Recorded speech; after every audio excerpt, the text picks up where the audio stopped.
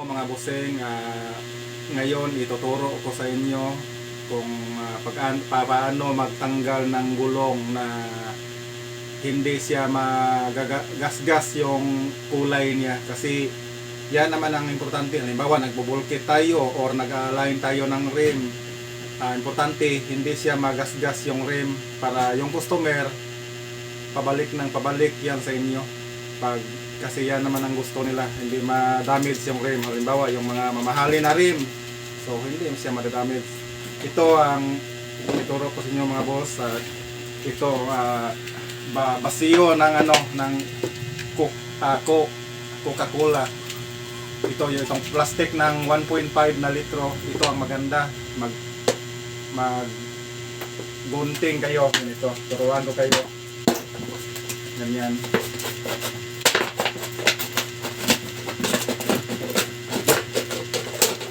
Pag magkating kayo nito, isang gamitan lang, wag na ninyong gagamitin ulit.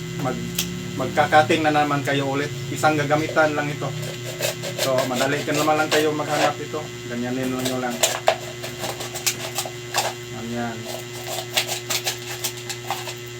Isapin ninyo sa rim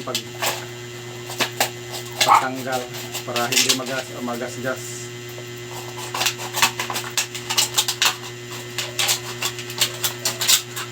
Ito nang ginagamit ko dito sa amin sa Davao. Kaya gusto na rin nangyari na hindi magasgas ang rim nila.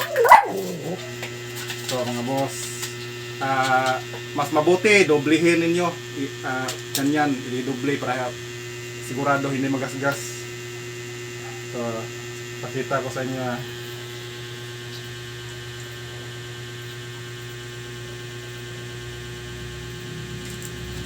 Ito, pagkatapos tanggalan niyo ng hangin, ganyan. Pagkatapos lagyan niyo ng tubig na may sabon para madulas siya pagtanggal. Madali lang tatanggalin. Ganyan. Tubig konti na may sabon. Lagyan niyo.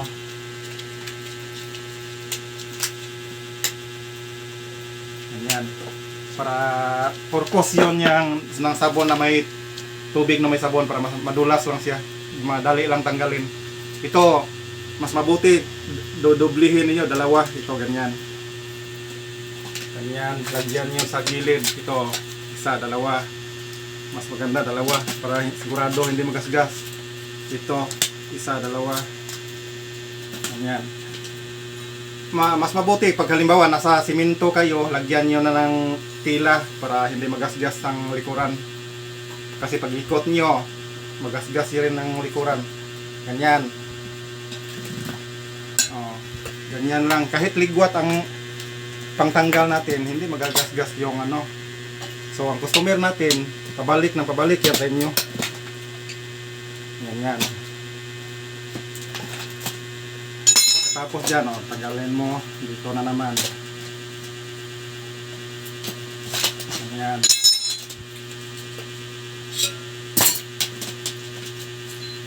Para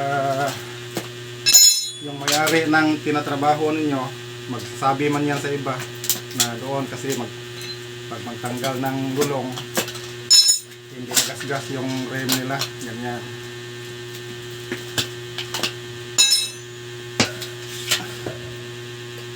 Doble ito ha, dalawa to, isa, dalawa, para sigurado.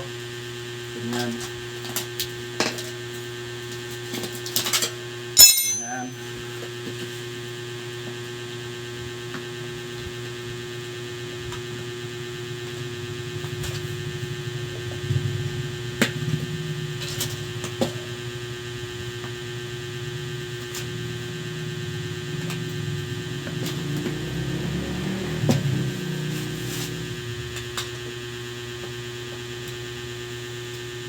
Tapos tanggalin mo ng interior para madali lang. Ganyan, tanggalin. Pag dito, hindi na yung magligwat dito. Ganyan na yun, iangat nyo lang. Ganyan, no? Hindi, walang gasgas. Wala siyang gasgas. So, ganyan. So, ito na namang isa.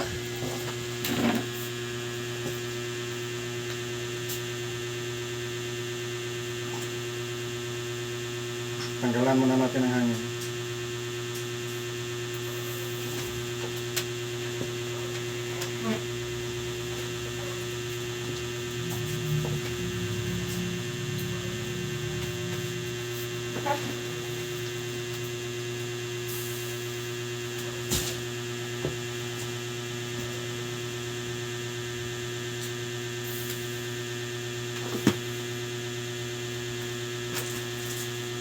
Ganyan lang kadali mga boss para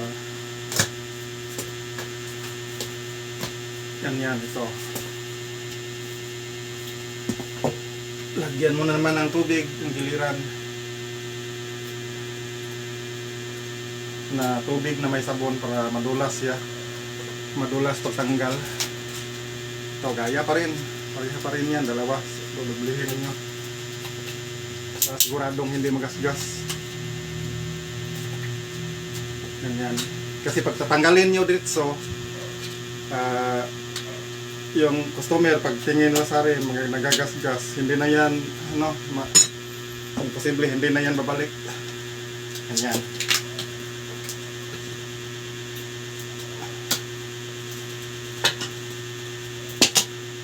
Malambot lang yan pag may tubig na may sabon. Kasi huwag yung oil ilagay kasi makaano yan sa interior, makasira sa interior yung oil. Ito lang sabon.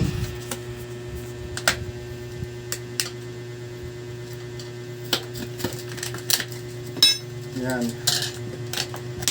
paikot ang ganyan. Paki-subscribe ko sa akong YouTube mga boss, para palagi kayong updated sa mga post ko. Paki-share and like para yung iba pag i-share ninyo, pag makatingin yung iba na hindi pa nila alam, so sa ganyan na paraan, kahit hindi kayo nagbubulkit, hindi kayo nag-align, sa ganyang na paraan nakatulong kayo sa kapwa nyo. Halimbawa may kayo na gusto magtrabaho nito, nakatulong na kayo sa pag-i-share nyo yan pag nakita nila. Ganyan. Sa ganyan na paraan nakatulong na kayo niyan.